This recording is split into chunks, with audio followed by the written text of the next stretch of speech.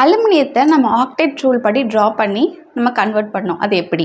First of all, octet ரூல்னா என்ன? Octet rule அப்படிங்கிறது என்னன்னா, it is the tendency of an atom to have 8 electrons in their valence shell. அதாவது valence shell அப்படிங்கிற அந்த கடைசி ஷெல்ல அந்த ஆட்டம் ஆர் எலமெண்ட்டுக்கு 8 எலக்ட்ரான்ஸ் இருக்கிறதா வந்து நம்ம ஆக்டேட் ரூல் அப்படின்னு சொல்கிறோம். இப்போ இங்கே பார்த்தீங்கன்னா அலுமினியத்துக்கு சிம்பிள் AL, இதோட அட்டாமிக் நம்பர் வந்து 13. அப்போது இந்த அலுமினியத்துக்கு 13 எலக்ட்ரான்ஸ் வந்து இருக்குது. இந்த 13 எலக்ட்ரான்ஸையும் நம்ம வந்து இப்படி ட்ரா பண்ணி பார்த்தோம் அப்படின்னா, ஸோ அலுமினியத்தோட K ஷெல்லில் 2 எலக்ட்ரான்ஸ் அண்ட் L ஷெல்லில் 8 எலக்ட்ரான்ஸ் அண்ட் M ஷெல்லில் ரிமைனிங் 3 எலக்ட்ரான்ஸ் வந்து போடுறோம்.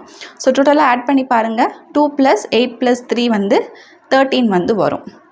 நமக்கு எப்போவுமே இந்த வேலன்ஸ் ஷெல்லான லாஸ்ட் ஷெல்லில் 8 எலக்ட்ரான்ஸ் தான் இருக்கணும்.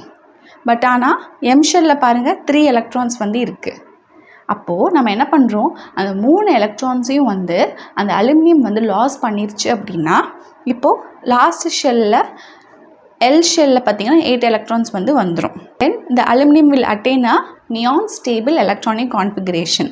ஸோ அதுக்காண்டி இந்த அலுமினியம் 3 எலக்ட்ரான்ஸை லாஸ் பண்ணி அலுமினியம் அயான், அதாவது Al3+ ஆகிடுது.